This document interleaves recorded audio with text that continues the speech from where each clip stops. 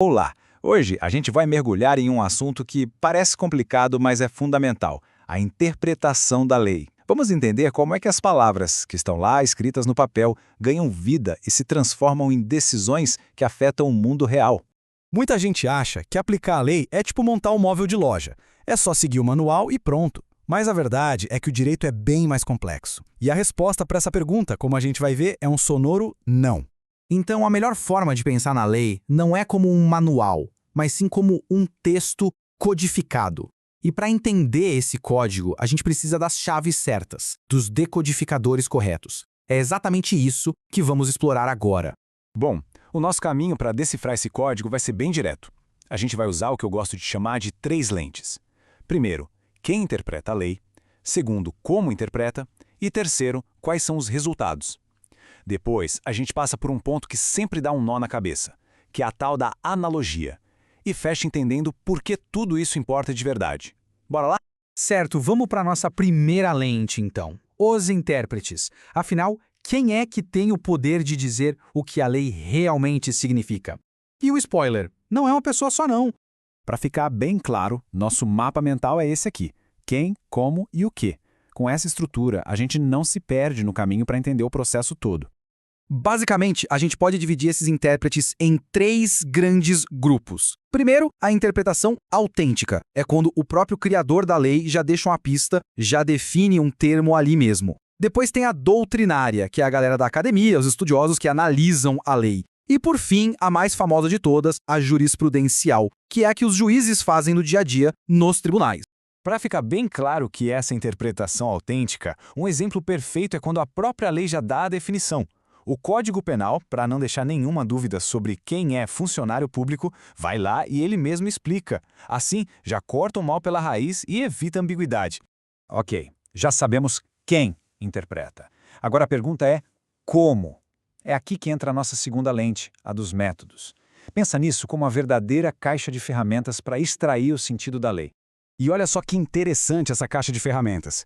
Não é que se escolhe um método e pronto. Na verdade, eles funcionam juntos. O trabalho começa, claro, pelo sentido literal, o método gramatical. Mas não para aí.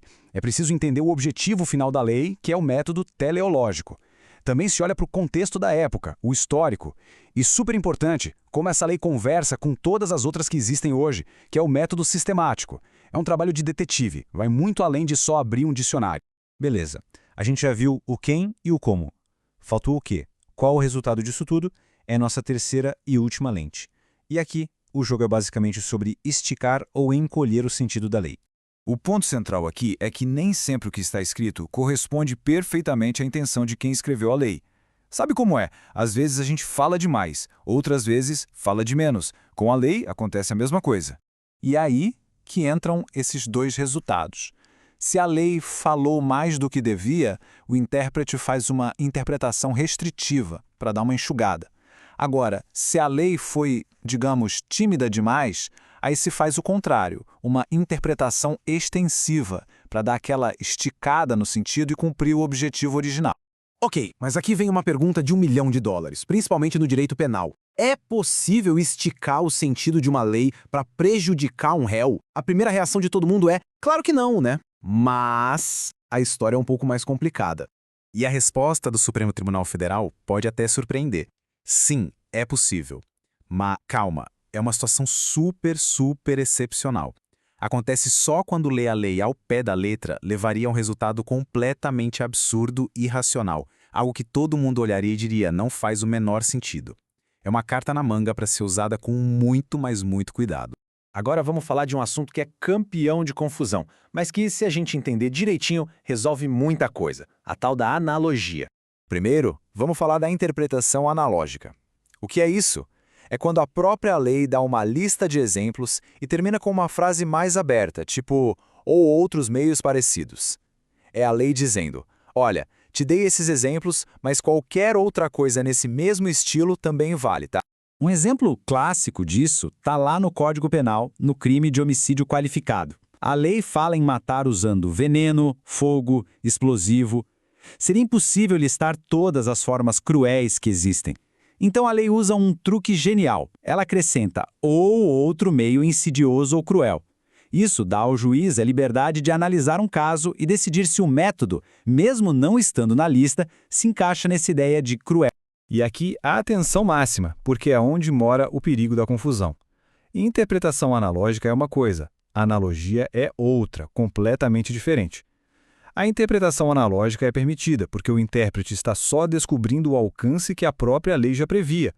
Agora, a analogia pura é quando não existe lei nenhuma sobre o assunto e se pega emprestado uma lei de outro caso. Isso, no direito penal, para prejudicar o réu, é proibido.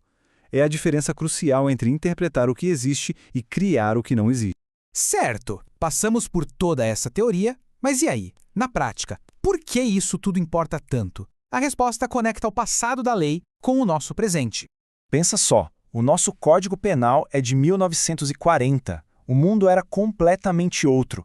A interpretação é justamente a ponte que faz com que um texto antigo continue fazendo sentido e promovendo justiça numa sociedade que mudou tanto. Então, para a gente amarrar tudo, o que fica de mais importante? Primeiro, que a lei não é um texto congelado no tempo. Ela é viva e respira através da interpretação. Segundo, que interpretar não é achismo, é um processo com método. E terceiro, que aquelas 3 lentes que vimos, quem, como e o que, são as ferramentas que moldam a justiça na prática. No fim das contas, entender isso é entender a alma do direito. E para fechar, fica uma provocação. Se a lei é, na prática, aquilo que os intérpretes dizem que ela é, a grande questão que fica é quem interpreta os intérpretes. Fica aí uma reflexão sobre o imenso poder e a responsabilidade que estão por trás da tarefa de ler a lei.